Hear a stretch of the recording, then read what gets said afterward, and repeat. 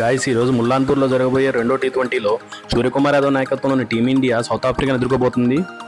మొదటి మ్యాచ్లో మన ఇండియా 176 రన్స్ చేసి సౌత్ ఆఫ్రికాని కేవలం 74 రన్స్కి ఆల్అౌట్ చేసింది. ఈ మ్యాచ్లో హార్దిక్ పాండ్యా తన అద్భుతమైన ఆల్రౌండర్ పర్ఫార్మెన్స్ తోటి బ్యాట్తోనూ బాల్తోనూ మ్యాచ్ స్వరూపాన్ని మార్చేశాడు. బౌలింగ్లోనూ తను South Africa dangerous batsmen David మిల్లర్ను వికెట్ పడగొట్టి ఇండియాకి ఆల్రౌండర్ పర్ఫార్మెన్స్ ఎంత అవసరమో నిరూపించాడు.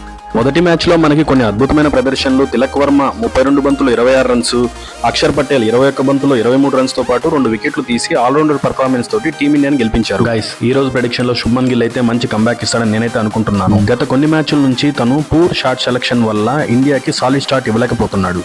ఈ రోజు జరగబోయే మ్యాచ్ లో శుభ్మన్ గిల్ మంచి ఇన్నింగ్స్ ఆడితే తనకు కూడా కాన్ఫిడెన్స్ పెరుగుతుంది, టీమ్ కి సాలిడ్ స్టార్ట్ లభిస్తుంది.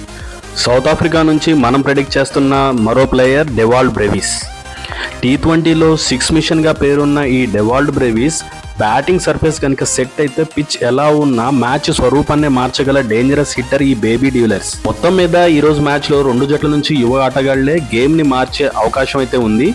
భారత్ బౌలర్లు హార్దిక్ పాండ్యా అదే అగ్రెషన్ చూపుతారా? శుభ్మన్ గిల్ తిరిగి ఫామ్లోకి వస్తాడా?